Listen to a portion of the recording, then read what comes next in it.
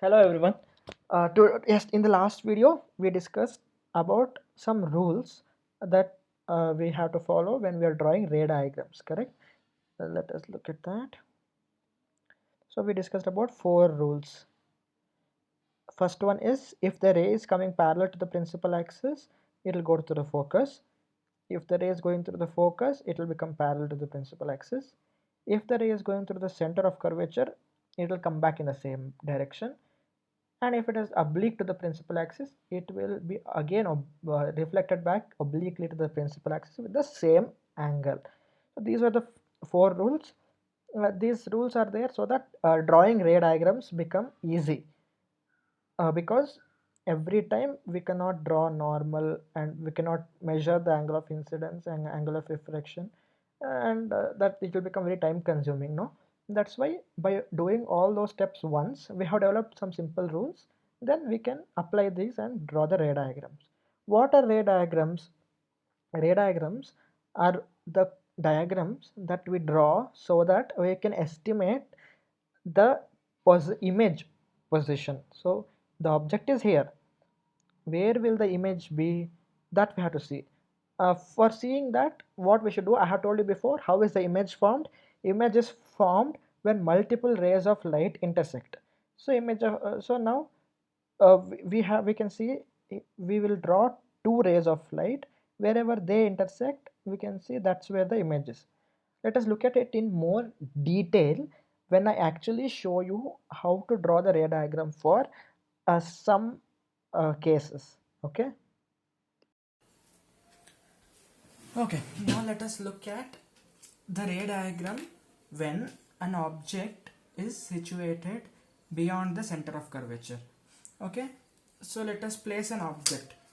Let us keep the, this is the center of curvature. No, so this is the center of curvature, and beyond it, the object is there. Let us choose an object which is very simple. That is an arrow, just a line with a head. Okay, so it's easy. We have in order to know where the image of this will be there, we can draw some rays of light from the top, some rays of light from the bottom, and if we know 2 points, then wherever those 2 points are going to be coming, then we can join those 2 points and make the image. Actually, what happens in real life, here there will be a light source, a bulb or something. Okay, what will happen, light rays will come like this, bounce back on reflect on touching this, and it will come to the mirror, right? And there will be several light rays coming from here, from each point on this object. The light will touch, it will come back, it will get reflected, then those light rays will come and get intersected, and at that point, that particular thing we can see. For example, from here, if a light ray is coming and falling, one light ray comes like this, goes like this, another light ray comes like this, goes like this. Now wherever those light rays are going to intersect, that's where we will see this point, top point. Now this point, so wherever the light ray is coming here, it will get reflected like this against some other rays. So wherever those light rays will get intersected, at that point we will see this point. Understood, no? So similarly, for all the points wherever the light rays are going to intersect, there only we will see. So instead of drawing for all the points, we can just draw for a top point and bottom point. If we know where the top point and bottom point are, we will know all the other points because it is just a simple line. Okay, so in order to know where the intersection is, we need to draw at least two rays, no? Because two rays are supposed to be required for intersecting. One ray can't intersect with anything. So let us draw two rays from the top.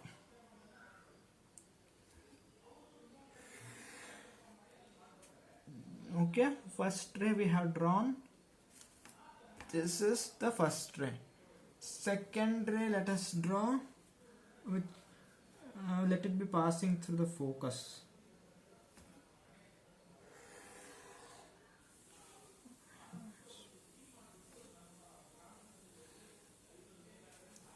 Okay, two rays we have completed. Now we have to know where these two rays are going to be reflected to. How do we know that? We could either use the rules, that is the 4 rules that we had seen, in which case it will become easier, or we can just look at it by using laws of reflection. Laws of reflection will tell, first one is angle of incidence equal to angle of reflection. Second one is that everything is in the same plane. Here anyway we are drawing on a sheet of paper, so the second rule, while drawing we don't need it. But for the first rule, that angle of incidence equal to angle of reflection, we will use that rule and we will determine where this rays will go. First we have to draw a plane surface, that is a line, that is a tangent, a line which touches the circle at exactly one point on its circumference is called a tangent. So this line we have to draw at this point where this ray is touching. For this tangent we have to draw a line perpendicular to it. A line perpendicular to it would be, actually we should use protractor and measure 90 degrees and draw it, but now I am just doing approximately. Let us draw this. Okay, so this is the normal, it is approximately 90 degrees. Now for this, what is the angle of incidence? This is the angle of incidence, correct? No, this part is the angle of incidence, and same angle should come here. There we have to draw a reflected ray. So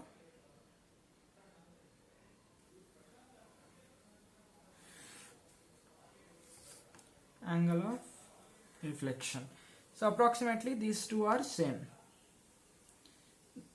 they are meeting at focus. Okay, so now this ray has come and reflected here. Where is this ray going to be reflected? Let us complete this ray completely.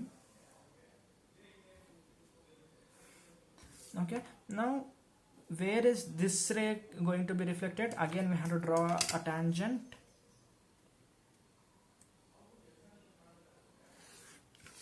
and again a normal to it.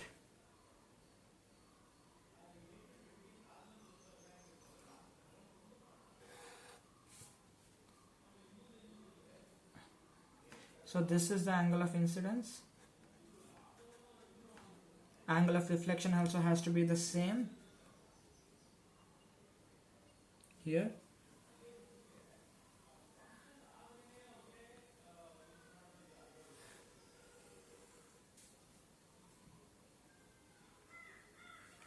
So actually we can see that it is not exactly same because my drawing is not good, but actually in real life it has to be same. Okay, and also you can draw it properly if you use protractor, compass and all, no? Then you will get correct exactly, but that will take too much time, so I'm not doing that. So now we have seen where the reflected rays, so wherever the reflected rays intersect, see here, this is the ray that is going here.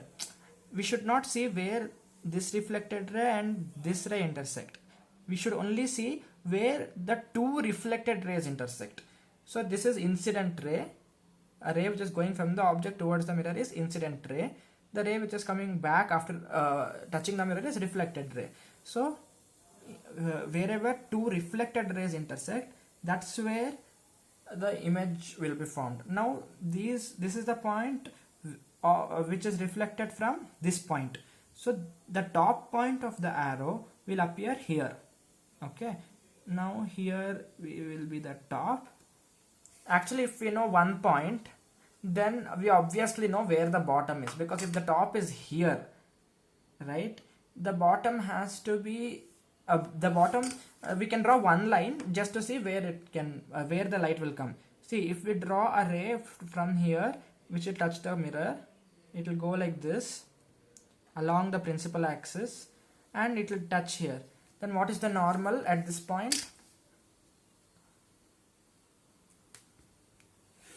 see here the normal is the principal axis itself, so the angle of incidence here will be 0. So angle of reflection also has to be 0, so it will come back like this. So the ray will come back like this. So we have drawn only one ray from here. That is actually enough, because we just need to know whether the whether the bottom is going to be here or here. Correct? No, we know one point. We just need to know other point. Now it has to be in one line only. If the top is here, the bottom can't be here somewhere. It has to be either here or here. Now to know where it is, here or here, we have drawn a ray of light. That ray, if it would have come here, then we would have known that the bottom is actually here. But the ray doesn't come like that. It comes back because angle of incidence is 0. So we know that the bottom is here. Now let us join these 2 points. So this is the image. What does this mean? The image of the object which is placed beyond the center of curvature will be formed between focus and center of curvature for the concave mirror, and it will be so between C and F, and it will be same size or lesser size. We can see this diminished in size, so it is diminished in size. Then also, is it erect? No, it is inverted. It is ulta. So it is inverted. Is it a real image or a virtual image? It is a real image, because it is formed by intersection of 2 actual rays. Correct? Now it is not appearing to intersect, but it is actually intersecting. So it is a real image, which means here if we place, so if we take a pencil or something here, and there is a concave mirror like a spoon, and if we place it beyond the center of curvature of the spoon, then if we place a paper at this point like this, then we should be able to see the image of the pencil. It is very difficult to try it out at home, because a spoon is also very small, and you will not know where the center of curvature is and where the focus is. To determine that, you have to do several experiments. So it's difficult to do at home, but actually in the lab, if there are equipments, you can actually see. If you keep a paper here, you can see the image of this arrow on the paper, and it is real, because you can see the image on the real world object. It's a real image. So these 4 are the properties of the image. So it is nice, no, that just by drawing the ray diagram, we have come to know so much about the image, not just where it will be, but also the size, whether it's inverted, and we also know whether it's a real image or not. Because just because it's a concave mirror, we cannot say that always it will be a real image. We will see later that virtual images also can be found in concave mirror also. Now let us look at another case. Okay, so this time let us look at the next case where object is at center of curvature. So let us draw the object again. Now let us again draw 2 rays.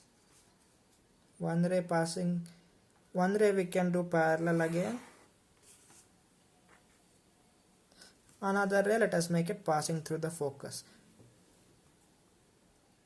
Actually, why are we doing this? Why are we doing only parallel?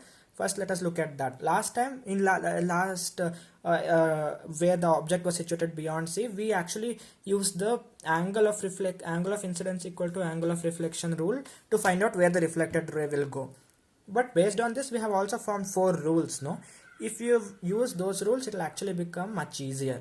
What are those rules? First one is, if it is parallel to the principal, if the ray is parallel to the principal axis, then after reflection it will go through the focus. Second one is, if the ray passes through the focus, after reflection it will become parallel to the principal axis. Third one, if the ray passes through the center of curvature, then it will come back reflect back in the same direction. Fourth rule is, If a ray comes obliquely to the principal axis at an angle of incidence I, it will reflect also in the same way. So this is the fourth rule. Now first rule to exploit, we have drawn one parallel ray. Now we can do second one, because focus is here only, so we can draw a line, draw a ray which passes through the focus. But third one we can't do, because passing through C it has to be. But if we draw a ray which is passing through C, it means we have to draw it like this, and that will not touch the mirror. So that's why we cannot use the third rule in this particular situation. Fourth rule we can use, but we only need two rays. So we have done first one, second one let us do. Second one is passing through the focus.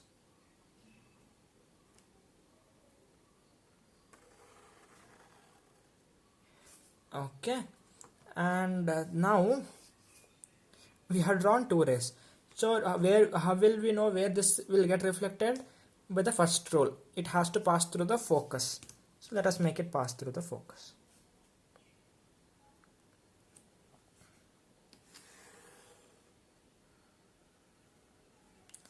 Now after this is first ray.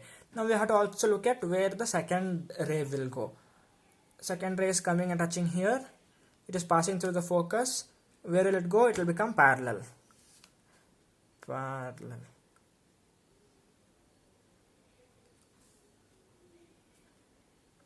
It will become parallel.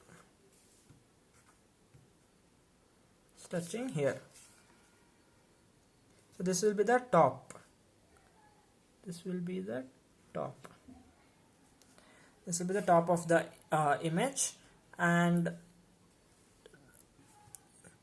we don't have to draw again one more line for the bottom, because we know that the bottom will be here only, because whatever ray goes here, it will come back. So then let us draw again one more line over. So we got the image. Where did we get the image? We got it at the center of curvature itself. So when the object is placed at the center of curvature, the image also will be at the center of curvature. Now let us talk about this image. First one, is it real or virtual? Real. Why? Because it's found by actual intersection of lines. Second one, is it same size or different size? In this picture maybe you are not able to see exactly, but actually it will be the same size. You can see in the textbook also. Here because when we are drawing, some mistakes we will do, but you can see that in the last one, in the last one, that is this one, see the image is very smaller, much smaller than this, but here we can see it's almost the same. So same size. Third one, what it will be inverted or not? Yes, it is inverted. Where is it found? At center of curvature itself. So we have again told four things, and since we have used these rules, we need not draw the tangent, normal, and then we need not measure the angle and all, that because that will be very tedious and it will take too much time. So because now we have used these rules, ray diagram drawing becomes easy. So if it is asked in the exam, then this is how you have to draw. But as you saw that it is slightly difficult to get exactly, so I think you should practice it a little bit. Okay. So we saw how to draw ray diagrams by looking at two cases. First one we saw was when the object is beyond the center of curvature, this one. And the second one we saw was when the object is at the center of curvature, this one. So by showing two things, I have shown you that using rules it is easier to draw. Second thing is that by the ray diagram we can determine several things about the image. Now let us look at some special cases. Here we are seeing object at infinity. What will happen? What do you mean by at infinity? It means it's a very far object. So we can imagine maybe a sun or something, because sun is very far, no? Okay, let us imagine it is sun. if you keep a mirror and if you are taking sun rays, it will actually do you think that there will be any ray which is coming? Wait, I'll show you. So if the sun is very far, now the sun rays are coming like this. So all the rays which are coming seem parallel actually, correct? No, we cannot say, I mean, because it is so far, whatever ray is even little bit away like this, it will go in other direction, it will not never reach the mirror, correct? No, whatever rays may reach the mirror, it will be a small fraction. So here, like sun rays will be like this. Here if we place a mirror, see, we can see that almost all the rays are parallel, correct? No, in every direction the rays are there actually, but because the mirror is very small as compared to the sun, wherever we place the mirror, so if we place it here also, see, this ray, because it's not parallel, it is not even touching the mirror. Now this ray will touch the mirror. See, now we can see that again they appear parallel only. So this is an assumption that we make, that if the object is very far away, almost all the rays that is being received from that object is going to be parallel. Okay, so here also we have just assumed that everything will be parallel. So if everything is parallel, then it will come here, it has to go through the focus. What do you mean by that? The top of the arrow is also here, bottom of the arrow is also going to be here. It means we will get a point sized image. Okay, so a very small image it will be. Okay, but actually when I showed you in the slides here, the image is very small, correct, but it is still not point sized, no, because this is because sun is very far, but it's still not infinity, correct? Is uh, distance of 150 million kilometers. Okay, even so it is not infinity, correct? So because of that, there will be still, the image is not exactly going to be one single point, but it is a big point only. But actually if it was something at infinity, theoretically, then it will be point sized. This we saw already, with this we saw. This is also simple only. If it is between center and focus, it will be formed, actually instead of being smaller it will become bigger, but it will still be inverted and real. And this is interesting. See, if it is at focus, then the image is actually going to be never formed by intersection, because whatever rays that are going from the top are going to be parallel to each other. So what will happen, because they are parallel, the image will be formed at infinity, so we can't really capture the image when the object is at focus.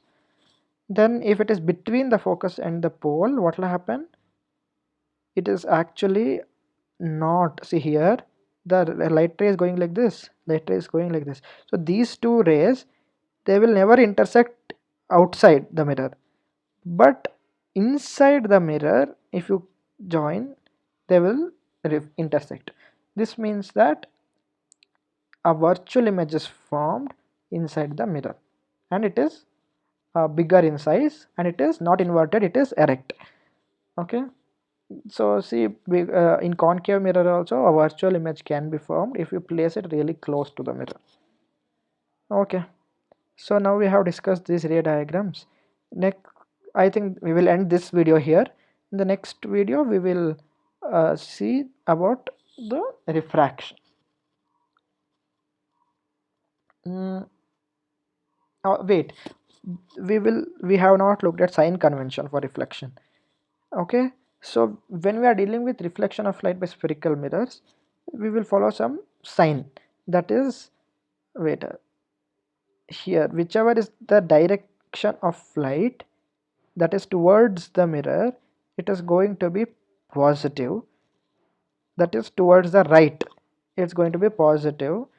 Whatever is towards the left, we assume that it will be negative. Okay. I think I'm going to teach you about this mirror formula in the next class, and we will solve some problems. Okay, then we will look at refraction. Well, for this video, I think this is enough. Okay, thank you.